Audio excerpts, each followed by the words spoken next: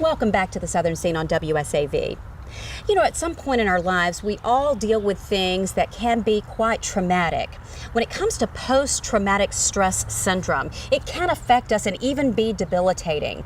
Joining me now is author and motivational speaker Lynn Anderson, who knows all about that. And that's something that you've had to deal with. Yes, I have. For some of our viewers who may not be familiar with post-traumatic stress, can you tell us what exactly that is? For me, my PTSD felt like a perpetual tsunami which created in my life suffering and then depression.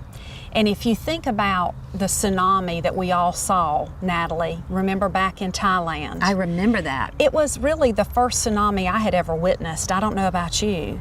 You know, the waters receded, and then all of a sudden what we saw, we didn't see that on the footage, but we saw those waves come in, and they were, you know, totally taking people underwater, and we saw people running for their lives.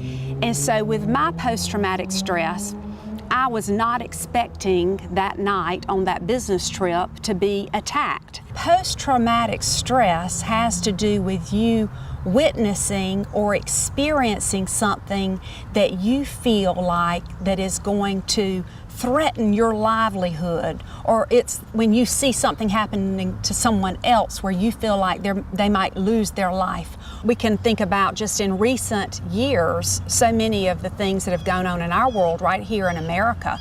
You have the Aurora, Colorado shooting in that movie theater, and they were not expecting that. And then we go to Newtown, Connecticut, and you know that those teachers and those students are forever impacted by that day.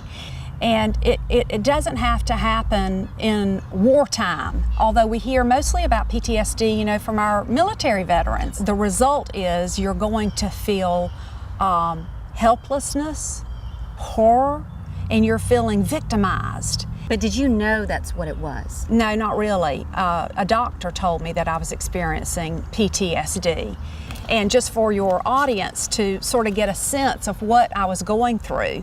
But here's one. December 16th, 1990. Frightened of public restrooms. Is someone waiting for me in one of the other stalls? Now, I don't know. I think most normal people would go to a public restroom and just go to the restroom and not think of these things. But this is how it manifested in my life. And so it's ever present with you. It never leaves you. And that drains you. My gosh, can you imagine what energy that takes every day of your life? Once you realized that this is something that you were dealing with, I mean, what did you do then? Early on, I found it impossible to get help. And of course, this was 22 years ago. And I finally, after 20 years, went to a woman here in Statesboro named Ellen Emerson. She's a licensed psychologist.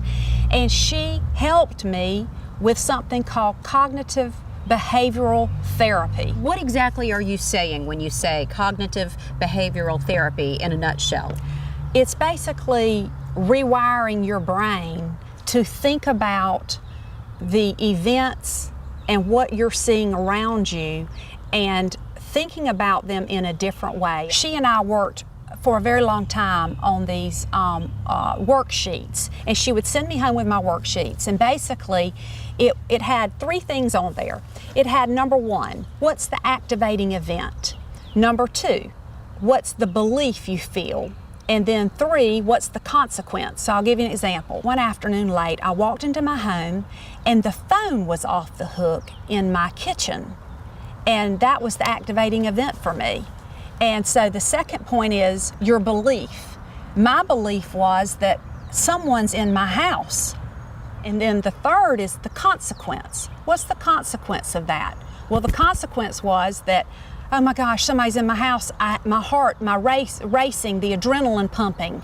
But then you have to stop right there and go to point four, which is what is really true about B, the belief. Is that belief true, Jenny Lynn, that someone's in your house? So it makes you stop and say, is that belief just what I'm seeing and thinking, or could it be something else? So before we leave, I want to know, Jenny Lynn, you've gone through a lot. You continue to spread your message and inspire so many people. Why is this so important to you? I guess because I felt like growing up, I was such a normal person and pretty well balanced and all, but this event made me feel such despair, and I felt so hopeless. And that hopelessness is something that I would never want another human being to feel.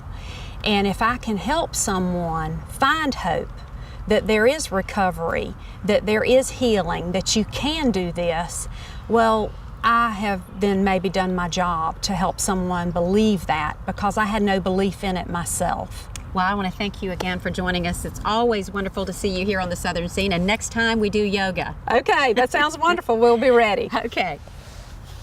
If you'd like more information on this specific topic that we've been talking about, maybe you've experienced some of the symptoms that Jenny Lynn has talked about with post-traumatic stress syndrome, well, go to the website you see on your screen, especially if you want more information about author and motivational speaker Jenny Lynn Anderson. You can see the website right there on your screen. You can also go to our website, wsav.com.